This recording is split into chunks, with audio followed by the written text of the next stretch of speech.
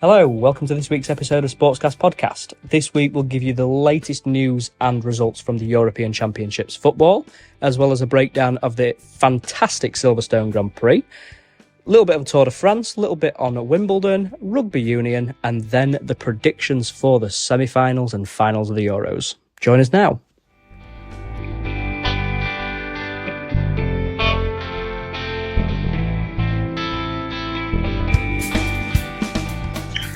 Gentlemen, good evening. How are we doing? Very well. Yourself? Yeah, not doing bad. James? Good evening. How are we? All right? Yes, spot on. Shall we jump straight into the main sporting event of this summer so far, which is the European Championship football? Yeah, why not? Pretty busy week. Pretty good week, to be fair. Of early knockout games, sort of Tuesday. Monday, Tuesday. Yeah. And then the quarterfinals yesterday and on Friday. Just quickly, game by game. Portugal, France. France going through on penalties. Thoughts on that, guys? It was fairly boring. It was. I was going to say, I thought it was a fairly dull game, to be honest with you. I think France as a whole, this tournament, have been quite dull, to be honest. Yeah, I agree. France have been super boring. France have not been living up to the expectations that were set pre-tournament. As hasn't Cristiano Ronaldo. I know he's knocking on, but like it's his last tournament and stuff, and he's not. Did he score in this tournament? No, he hasn't. There's been he's had the most amount of shots as well, and just to pick up on something as well, just around Ronaldo. I don't believe he scored a free kick since 2018. Oh wow!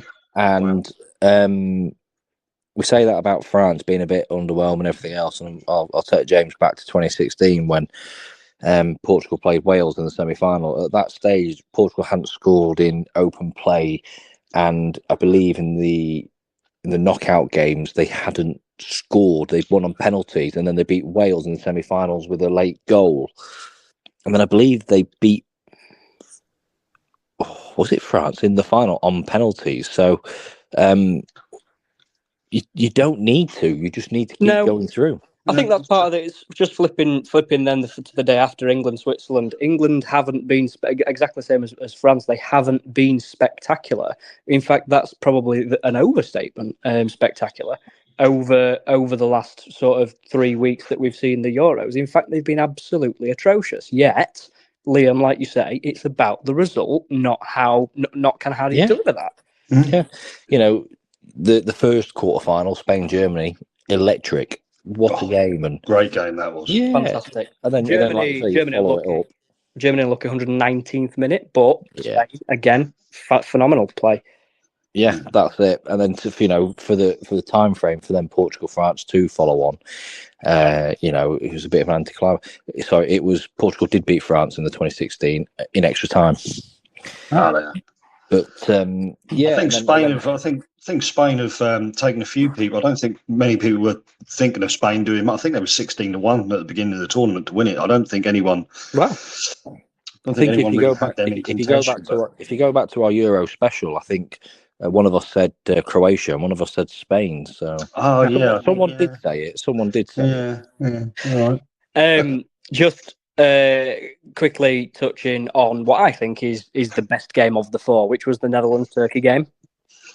Yes.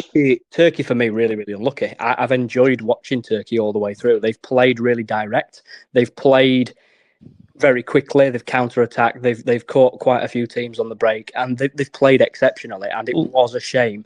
And to be fair, the Netherlands keeper kept them in it within the last 10 minutes, including the 5 minutes extra time. So from 85 minutes onwards, I think the Netherlands keeper must have pulled off 4 or 5 saves, shots on target to keep. With those two teams as well, in the last 16, Netherlands beating Romania 3-0 and Turkey beating Austria 2-1, which that Turkey-Austria game, I think was on the Monday night. Maybe it was the game of the tournament. 100%. Like without a doubt. And then Netherlands, they looked emphatic against Romania at 3-0. So, that was always going to be an interesting semi with England, Netherlands as Netherlands as the next semi. Yeah, England scraping through on penalties, winning a penalty shootout, 5 out of 5 scored. Pickford saved early on, the first penalty, and England progress to the semis on Wednesday against Netherlands. I think those penalties were really good penalties as well. They were tremendous penalties. I think every single one of them was absolutely spot on. For me as well, I think the best one, and there wasn't necessarily much pace behind it, but Saka's, you couldn't have put it more in, when you're hitting the side netting off your penalty. Yeah. It's going to take a lot to get down, get across to them. So, and psychologically, that would have been in his mind with the last tournament when he missed the penalty. So for him to do what he done, you got to take your hat off to the young lad. Do you see Ivan Toney with his no-look penalty? Oh, that's incredible. I said for a long time he should have been starting. He's a player. Gives you something different. Well, what weekend to be English, to be fair, because British, should we say? I think you can share. You can both be in Welsh. You can still share in the kind of the excitement and the result of the Silverstone Grand Prix. Well, it's my favourite driver of all time, without a doubt. That's in that was in the mix. So I think having the British guys. I mean, you might as well give us a quick run through then, Jordan, what happened, just so I don't. Top story, top of the line is Lewis Hamilton for the first time since 2021, which was the Bahrain Grand Prix. Saudi Arabia Grand Prix has won the Grand Prix. He's won the Silverstone Grand Prix. He's actually broken the record now for the most amount for the driver who's had the most amount of wins on a single track. He's won the British Grand Prix 9 times now, which is incredible. Should it have been Lando's? I think the answer could have probably been a resounding yes. I know I'm kind of more biased towards Lando. They came in for pit stops after the second round of rain, and he chose to go on the soft, or the team chose to go on soft. I think medium was the correct tyre, and I think he would have probably chased down Hamilton given his poor pit stop. Alternatively, they had a good pit stop and he came out 2 seconds in front and held the lead. However, to see Anthony Hamilton, his dad, embracing him after the finish line, to see him kind of driving around with the Great British flag flying, like tears in his eyes, like a crackly voice, it was tremendous. The feeling was outstanding, and I'm so pleased, irrespective of what happened behind. Max Verstappen coming second, Lando coming third. Tremendous result for Mercedes and for Hamilton. I think just quickly back on that, Lando, you're right. I think if he'd have picked a different tyre, you had Lewis pick soft, Max picked hard, Lando had a choice of all three. I think that it's a bit like the do whatever the other driver doesn't kind of thing. If you're going to do what they do, expect the same result. And if you're chasing down Lewis, there's no point being on the same tyre as him, especially when early on they weren't really pushing the boat. He got overtaken early doors and by Max, and then the tyres started to come into it. Yeah, I don't know. I just feel that if he'd have made a better decision around the tyres, he might have had a different result. Yeah, even so, the pit stop was 4.5 seconds, which drew him. So he was 2.5 seconds in front, and then he had a 4.5 second pit stop. So he essentially lost 2 seconds to Hamilton, which is the 2 seconds that was in front. And arguably, if he hadn't have had the poor pit stop, it probably wouldn't have mattered. Because he did, obviously we can't change that, but because he did have that poor pit stop, the medium would have probably been the preferred tyre, and I don't think Max would have caught. I don't think Max would have caught Lando because he would have been held up by Lewis, and Lewis would have finished third. It'd been the opposite way around. Yeah.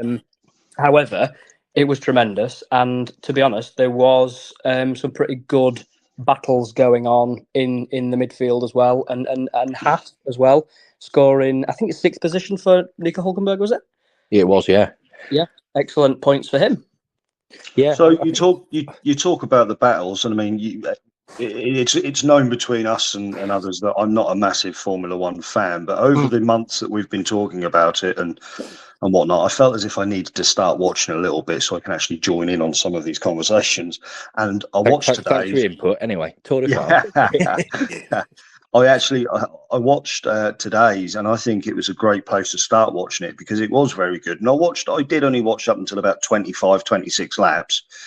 but there was parts with that DRS where I can't remember who it was. They overtook Verstappen. That might have been, is it Vittori or someone like that? Piastri. Yeah, sorry. And he's opened his DRS and he's just flown past him down that straight. It's great. Silverstone does not deliver poor races. I think I've never ever watched a Silverstone Grand Prix and been disappointed. I think the beauty is as well, it's always early July. The weather's always iffy. You had the other year when Vettel and Hamilton had the big issue around the rain and everything. Yeah, it's notoriously a good race. Yeah, I saw a stat over the 4 days it's been on. Has there been something along the lines of 480,000 people gone through it? Yeah, 480,000, 165,000 people today, and to say the top 10 were made up of 8 different teams. 8 different teams. Williams scoring points, RB scoring points, Haas scoring Haas scoring 8 points, which is fantastic for Haas. Like I said, Nico Hülkenberg. Aston Martin still struggling. Just quickly touching on Ferrari and their clown kind of strategy. They put Leclerc on the Inters incredibly early. They overheated, shredded themselves to death, and he finished. I don't know where he finished. 14th. Outside the top 10. Yeah, way outside the top 10. We've had 6 different winners this season, and I could probably say we only had 3 last year, and there probably wasn't a massive amount the year before, and we've already had 6 this year. Yeah, it's great. I mean, with the constructors, McLaren, Mercedes are. Sorry, McLaren, not McLaren, Mercedes, McLaren. Technically, they are McLaren, Mercedes, but anyway, whatever. McLaren, the fire team, 295 points at the end of Silverstone. That's only 7 points behind Ferrari, and crucially, they're only 78 points behind Red Bull. That's not. We're not even at the halfway point yet. Perez is performing dreadfully. And Max is having to fight for every point. I personally think this is wide open. I agree. I think it's going to be Red Bull, McLaren fighting at the top at the end of the season, but I don't think. I think it'll be down to the fact that you're going to have Lando and Oscar scoring smaller points than Max, but only Max scoring. Perez just seems to have gone absolutely missing. Yeah.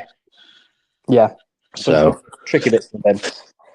Tour de France. Yeah, it's been. I know you guys aren't into it, and we don't need to go on for it for the next 10 minutes. But the big news this week coming out of the Tour de France is Mark Cavendish has broken the all-time record for the most stage wins. Last year, he delayed his retirement because he got injured, and he did miss out on a stage win by seconds.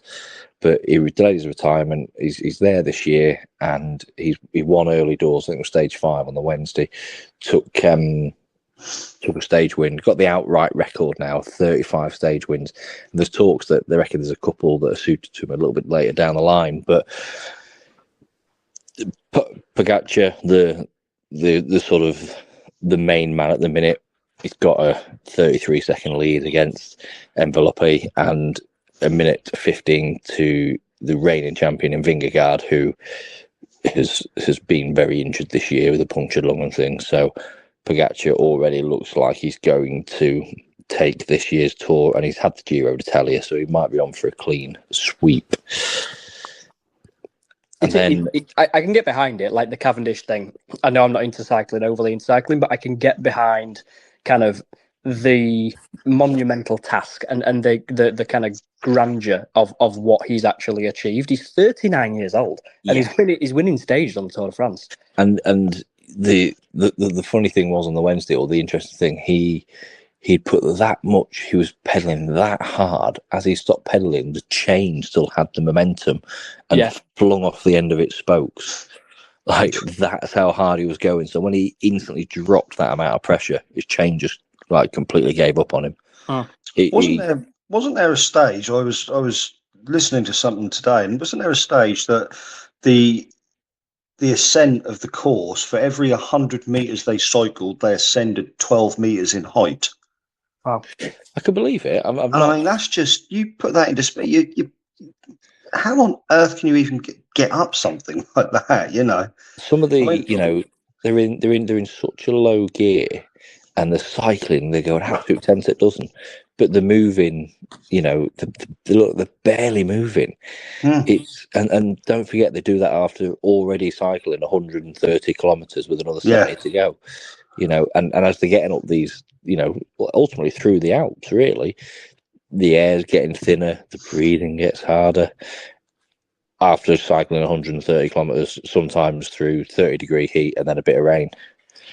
I don't think it's fair. Incredible. I don't think it's fair because some guys are on like moped. What about people in the car? They've got it easy. Easy. Talking of easy, in the rugby union, Scotland, we'll stick with the British team, or the Six Nations-esque teams.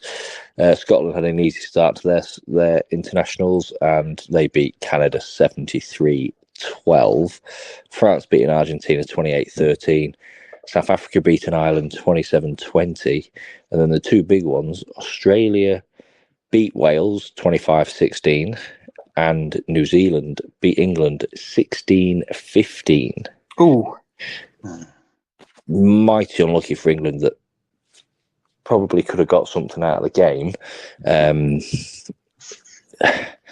don't know. They're not the strongest of teams for, the good teams that both teams are putting out. But I wouldn't say if you were playing in the World Cup, they would be your starting lineups. Barrett was on the bench. His brother was in the centre, but his brother was on the bench and never came on, kind of thing. You just, Smith played a full game. They weren't really sort of all out, but then Wales, emphatically beaten. Really, they've not had a very good.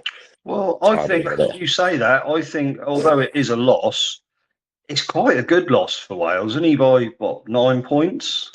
Considering how poorly they were in the Six Nations. Yeah, but Australia also been very, very poor, and this was the first real test for the new manager who used to play in the same team as Warren Gatland at school. But I don't know. I think it's. They had Thomas in at fly half, who isn't a fly half anyway. No. But I don't know. I think time's up, and I think for Gatland, not because he's doing a bad job, but I don't think he's here for the next 10 years. So let's get someone here for the next 10 years. Yeah, no, I agree. We're in a massive rebuilding period, and we just need to do a little bit better. Yeah. Tennis, Jordan, have you managed to catch anything? I know you know a little bit about it, but have you caught much? No, not overly. I don't tend to watch the tennis overly kind of enthusiastically until we get to the second sort of middle of the second week. When there's a lot of matches, like it's absolutely insane. I didn't realise actually until I was watching the Murray documentary last week. Again, I spoke about it in the last podcast. Like how many matches there actually is? There's like hundreds when you start. Hundreds, yeah, absolutely hundreds. Well, nothing major's happened. All the big boys are still in it. Alcaraz is through, Sinner's through. Dimitri plays, I think a little bit later on today, if not tomorrow. Djokovic is still to play in the fourth round, so going into the quarters. And then in the women's, Raducanu has had a sort of fairly steady way through. She's upset a few, hasn't she? Because she was supposed to be part of the mixed doubles with Andy Murray, and that was going to be Andy Murray's last, bow out of Wimbledon. Thank you very much. I've had a great career, and she couldn't play because she had a sore wrist. So this was Andy Murray and Jamie Murray played in the men's doubles, and they lost. And then she was to play in the next in the mixed with him, but then she's pulled out. But she's in the fourth round of the women's. She's currently 1-1 in sets, 2-1 down, but on they're not broken each other yet in the third set. So she is playing qualifier. I think New Zealand or Australian son. So she, I don't know. I think she can come through this. I just think that she has to just sort of hold it together a little bit and use that. She's 21, etc., but she should use that little bit of experience that she's got to sort of just see this out. But she's gone 3-1 down, so Yeah, it's a shame about British tennis. Like Andy Murray, we've always had one kind of person to cling on to, Tim Edmund, Andy Murray. But Cameron Norrie knocked out in the third round yesterday. It's just Emma Raducanu's not firing as she was. I mean, we've spoke about Emma Raducanu in the past. It's been a number of years now, and we don't have anyone to cheer for in arguably one of the two biggest tennis tournaments, or one of the three biggest tournaments in the world. Well, yeah. I watched a bit of the Djokovic and Jacob Fernley match the other day. And I think that Jacob Fernley's got the potential to be doing well. He played very well against Djokovic, held his own, considering Djokovic is seems to have been around forever. Major winner. Yeah. But I mean, the Fernley, he done quite well against him. So maybe there's one there for the future. We'll see. It's not something I keep too close of an eye on, but I know Djokovic will take Federer's most Wimbledons if he wins this one, which I think arguably if he does, you might have to put him a little bit ahead maybe of the other of Nadal and Federer of greatest of all times if you're starting to get the outrights and all the. You'll never get the outright in the French. I think Federer just tops it, doesn't he? I think. Yeah, but I think the fact that Djokovic is still playing and he's still competing, I think he might take him. But anyway, so going on to the Euro quiz, the game took a little bit of a turn with Jordan getting the right result last week for Turkey, and then we did do the semi-finals this week with everybody picking up a point. So Jordan's in the lead with 6, James with 5, me with 3. So we've got quarterfinals. So James, Spain, Portugal. What? Score predictions for Spain, Portugal. Spain, Portugal, they won't be playing each other. Spain, France. France. I was going to say, can I guess France, Portugal? Can I say France? Yeah. So, semi. Because earlier we were saying about how Portugal beat France, and that's all I could get my head around. Right, Spain, France. I am going to go in 90 minutes, yeah? Yeah. 1-1. Ooh, who to qualify out of interest? Well, we'll come to that in a minute. Okay. James, England, Netherlands. Netherlands 2-1. Ooh, okay. So you think it's going to be a Spain-Netherlands final? Mm-hmm. And what do you think the outcome of that will be? Spain. By? I think that will probably go down as a 2-1 win Spain. 2-1. Jordan, Spain, France. I think Spain 2-0. And England, Netherlands? I'm going to say England 1-0. Okay, so you're going for a Spain, I'm going to have Netherlands final. 0 fingernails left. And Spain, England. What do you think the final's going to be? Unfortunately, I think Spain will batter them in the final. I'm probably going to say 2-1 Spain. 2-1. Played it coy. I think it's going to be. I think Spain, France is 1-0 Spain, and I think England, Netherlands is going to be 0-0. Do you know what? That is really, really good shout. Like, the scoring in the England games has been atrocious from both sides. Yes. But I think as a tournament, I think it's been fairly low as well. Mm-hmm. And then I think Netherlands will come through on penalties. I think it might just be one step too far. Okay. And then Spain, Netherlands. And then I think it's going to be a 2-0 Spain. We're all in agreement with Spain. Mm-hmm. Yeah. I can't see beyond it, I'll be honest. No, not at the minute. Well, we will be back next week to round up the semi-final action, and we will be recording just probably about half an hour before the final actually kicks off. So we'll definitely be able to see how the semis went, who's in the final, predictions for the final, and we'll see how it goes. Speak to you next week. Take care. Speak to you later. Bye.